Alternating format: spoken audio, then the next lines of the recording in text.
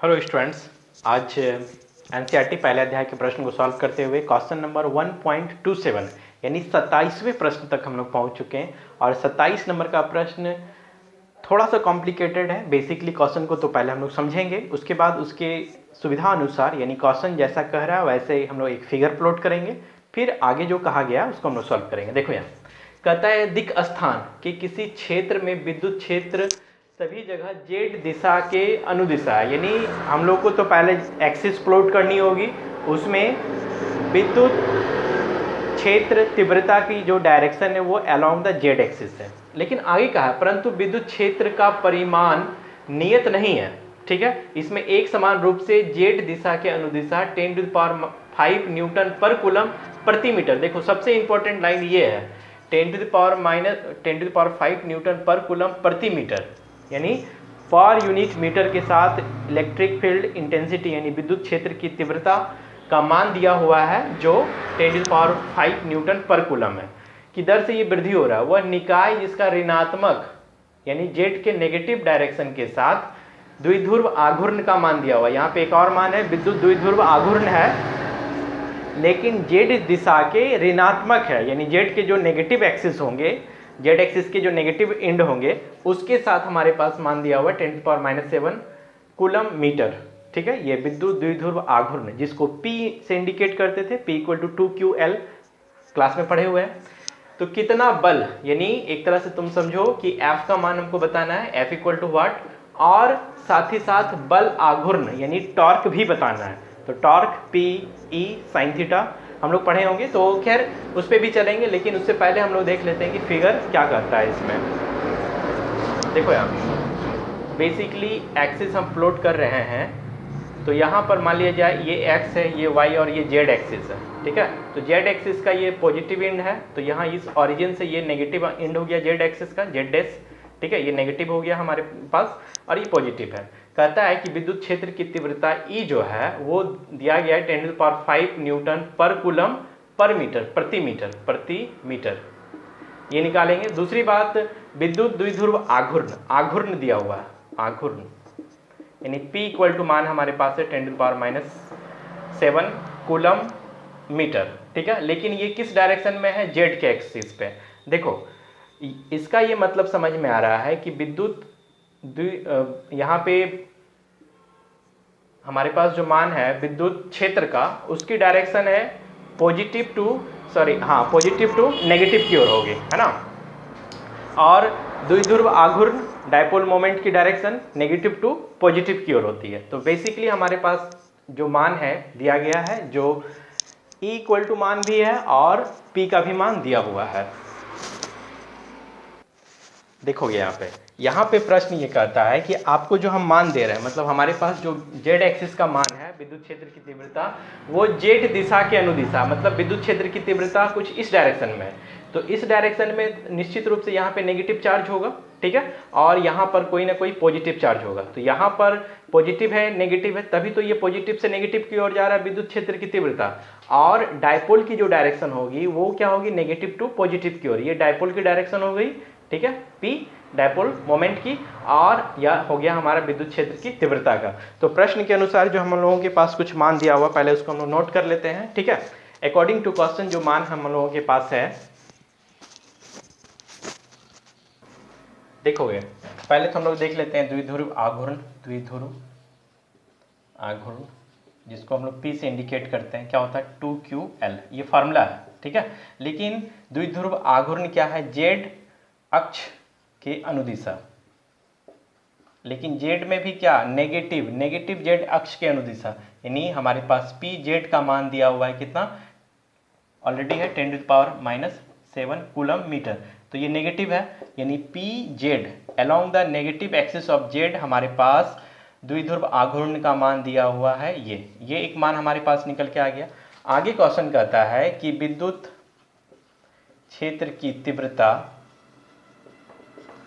प्रति मीटर जो है वो क्या दिया गया है, वो हमारे पास है 10⁵ न्यूटन पर कूलम प्रति मीटर। ठीक है। तो देखोगे यहाँ पे विद्युत क्षेत्र की तीव्रता मान लिया जाए, जिसको अगर हम डी से इंडिकेट करते हैं तो प्रति मीटर यानी अलोंग द सम डायरेक्शन होगा। अलोंग द डायरेक्शन जो होगा वो प्रश्न कह रहा है कि जेड एक्सिस है, तो इसलिए हम लोग क्या करेंगे D E by D Z प्रति मीटर। तो मीटर के फॉर्म पे अगर हम लेंगे तो कोई ना कोई डायरेक्शन हमको लेना होगा, तो जो डायरेक्शन लेना होगा वो प्रश्न कह रहा है कि आप जेड एक्सिस की डायरेक्शन में लीजिए। तो ये जो जेड एक्सिस है वो पॉजिटिव से नेगेटिव की ओर जा रहा है, ठीक है। तो हमारे पास D E by D Z का मान निकल गया D E by D Z, जिसकी ज़रूरत हम लोगों को होगी 10⁵ न्यूटन पर कूलम प्रति मीटर, ठीक है। तो एक मान हमारे पास यहाँ से निकला और एक मान ये निकला। इस दोनों का यूज हम लोग करेंगे जहाँ पर हम लोग बल निकालेंगे और टॉर्क का भी मान निकालेंगे। चलो देखोगे विद्युत क्षेत्र की तीव्रता का फॉर्मूला क्या होता है, E बराबर F बाई क्यू नॉट, ठीक है।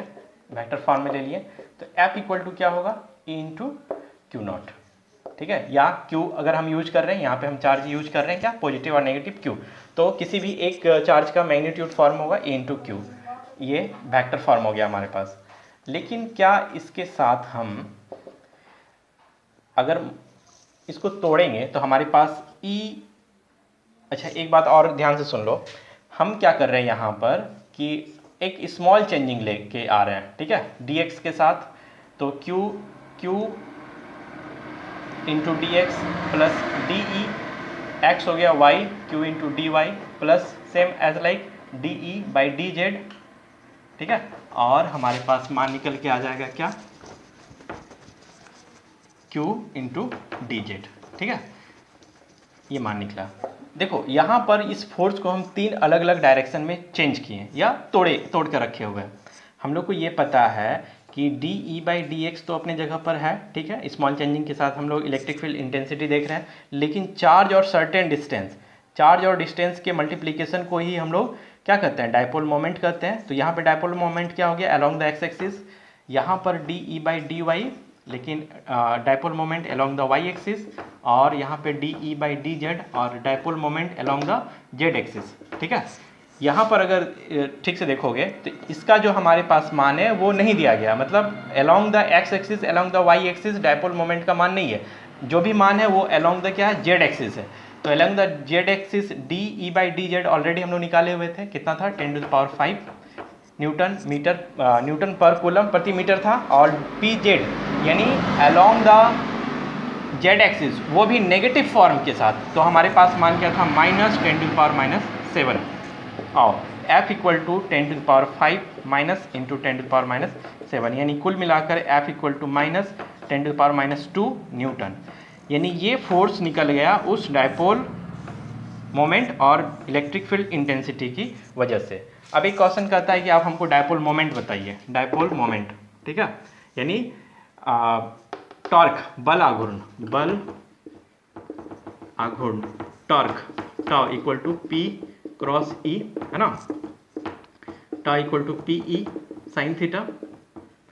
देखो यहाँ अब P और E का जो मान है वो तो रहेगा ही, लेकिन साइन यहाँ पे मान क्या होगा।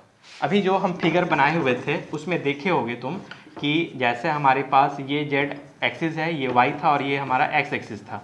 Along the electric field intensity ये डायरेक्शन पे जा रहा था इस ओरिजिन से, मतलब इसको जेड एक्सिस हम पाने लिए हुए थे। तो यहाँ पे पॉजिटिव चार्ज था और यहाँ पे हमारा नेगेटिव चार्ज था। तो पॉजिटिव से नेगेटिव की ओर इलेक्ट्रिक फील्ड इंटेंसिटी का डायरेक्शन हो गया और नेगेटिव से पॉजिटिव हमारा डायपोल मोमेंट का डायरेक्शन हो गया। यानी कुल मिलाकर अगर देखो तो इस दोनों के बीच क्या बन रहा है, 180 डिग्री का एंगल बन रहा है, 180 डिग्री। और टाउ इक्वल टू 180 डिग्री का मान कितना हो गया, 0। तो 0 की वजह से टोटल टर्म का भी मान क्या हो गया, 0। यानी कुल बल आघूर्ण जो होगा, बल आघूर्ण इक्वल टू 0। तो बेसिकली ये दो टाइप का कॉन्सेप्ट इसमें था, ठीक है। उम्मीद करते हैं समझ में आया होगा। देखो इसमें किए क्या थे, सबसे पहले तो हम लोग प्रश्न के अनुसार एक्सिस प्लॉट किए, एक्स वाई जेड एक्सिस हो गया हमारे पास। प्रश्न में ये कह रहा है कि जो विद्युत क्षेत्र की तीव्रता है वो अलोंग द जेड एक्सिस है। तो अलोंग द जेड एक्सिस है तो हमको ये पता है, या हम लोग अच्छे से जानते हैं, विद्युत क्षेत्र तीव्रता की डायरेक्शन क्या होती है, पॉजिटिव टू नेगेटिव। इसलिए हम लोग ये पॉजिटिव है और ये नेगेटिव है, इसलिए ये डायरेक्शन हमारा हो गया इलेक्ट्रिक फील्ड इंटेंसिटी, लेकिन ये इलेक्ट्रिक फील्ड इंटेंसिटी इंक्रीज हो रही है, बढ़ रही है, तो उसका रेट क्या है बढ़ने का, पर मीटर, ठीक है।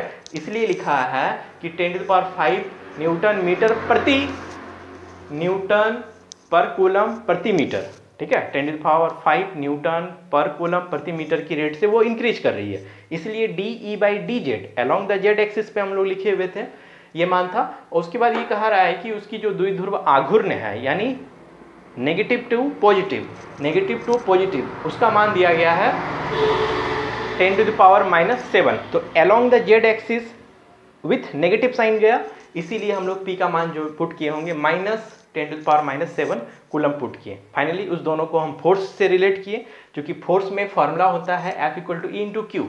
तो हम ऐसा करते हैं, अगर कोई डिस्टेंस यहाँ मल्टीप्लाई करें तो उसी डिस्टेंस यहाँ डिवाइड करेंगे तो कोई फर्क नहीं पड़ता, लेकिन इसके साथ ये प्रति मीटर में कॉन्सेप्ट में अलग हो गया, और यहाँ डिस्टेंस विथ चार्ज हो गया हमारा डायपोल मोमेंट। यानी दोनों फार्मूला जो E/dz निकाल के रखे हुए थे और डायपोल मोमेंट निकाले हुए थे, वो दोनों इसके साथ रिलेट हुआ, चेंज हुआ, और फाइनली इसको सॉल्व करके हम लोग यहाँ तक किए, ठीक है। उम्मीद करते हैं प्रश्न समझ में आया होगा। नेक्स्ट क्वेश्चन हम लोग आगे देखते हैं।